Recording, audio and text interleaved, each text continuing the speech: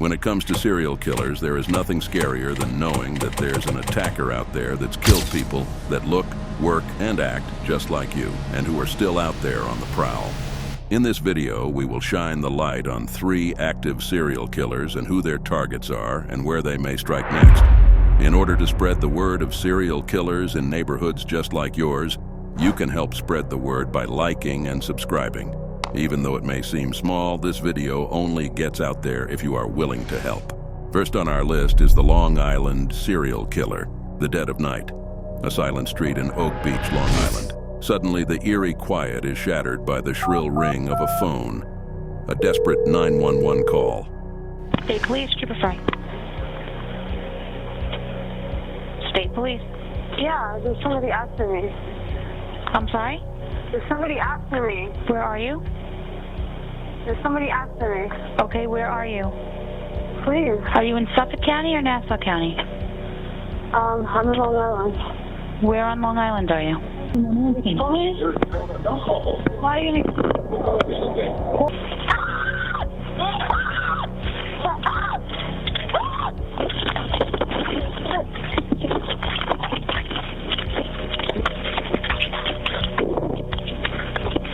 The voice on the line is frantic, filled with raw fear. It's 24-year-old Shannon Gilbert, and her call lasts for over 20 minutes. She claims someone is after her, but before the police can pinpoint her exact location, the call ends, and Shannon disappears into the night. Shannon Gilbert grew up in Jersey City, New Jersey. As a child, she had dreams and aspirations like any other young girl, but life threw her curveballs. She had to navigate the challenges of a difficult upbringing, facing personal struggles and searching for a sense of belonging and purpose. Shannon persisted and moved to New York with dreams of becoming a model and actor. To make ends meet, Shannon turned to work as an escort, using Craigslist as a means to connect with clients. It was a secretive world, shadowed by risks, but Shannon was trying to find her way and secure a future. On May 1st, 2010, Shannon was hired for a party in the gated community of Oak Beach. As dawn approached, something went horribly wrong. Distraught, she ran from the client's house, knocking on doors, desperate for help. Residents recalled her pleas. Shannon.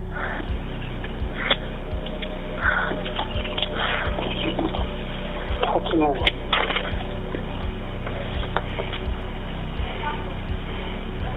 Somebody here, please?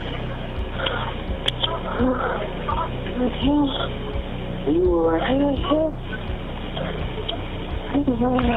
Don't get yourself hurt. Where are you going?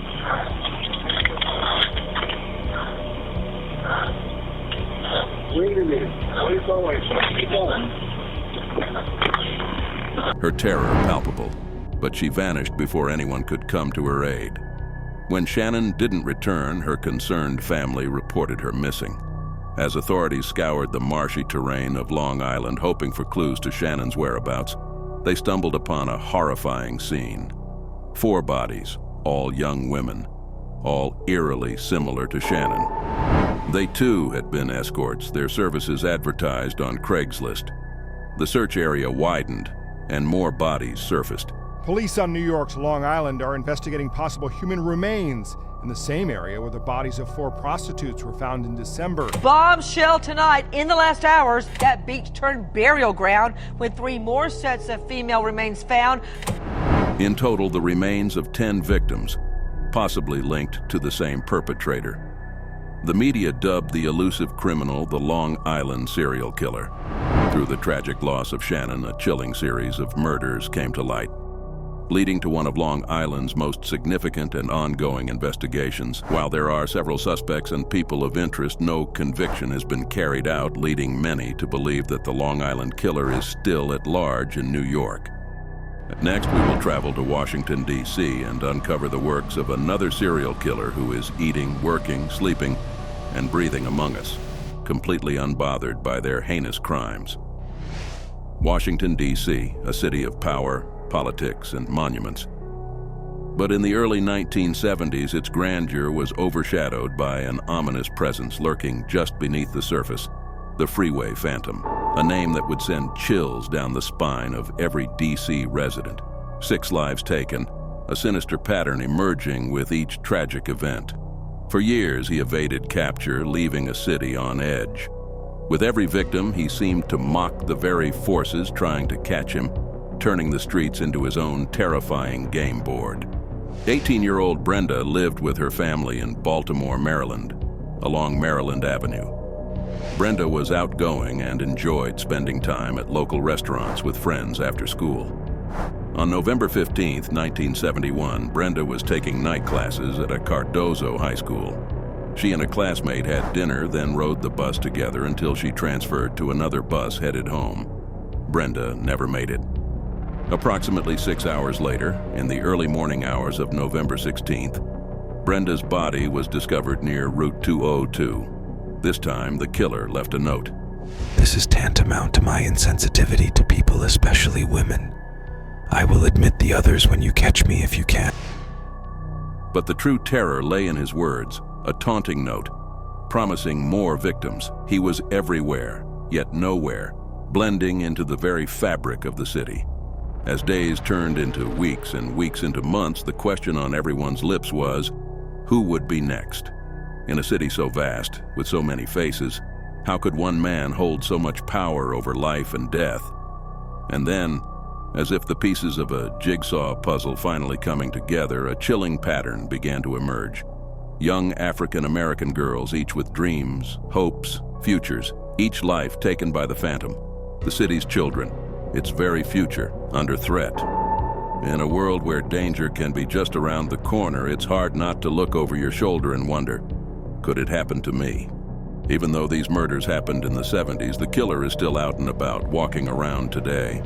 But if you want to add extra fuel to your nightmares, look no more further than the Chicago Strangler, as he is the most infamous and most recent killer on this list.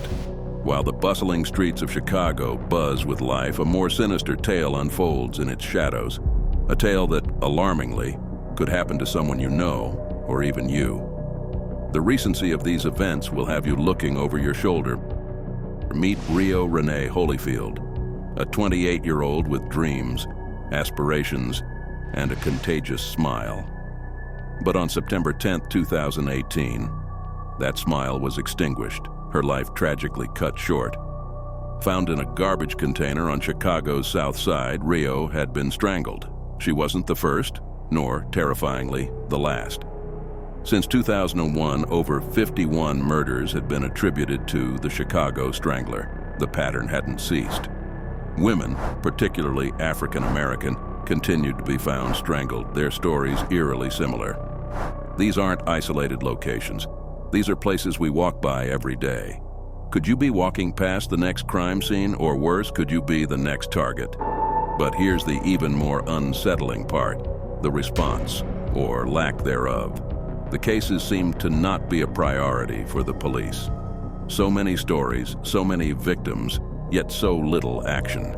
How many times have we seen the overlooked become the victim? So as the killings continue, the questions remain. Is there a Chicago Strangler? Could it happen to you? And if it does, would anyone even notice? As we conclude today's haunting exploration, it's vital to remember the importance of staying vigilant and informed. The stories of these 3 killers serve as chilling reminders of the shadows that can lurk within our societies. While we can't live our lives in fear, awareness is our first line of defense. Be cautious, look out for one another, and always trust your instincts. If you found this video insightful, please like, share, and subscribe to help us spread the word to everyone. Until next time, stay safe out there.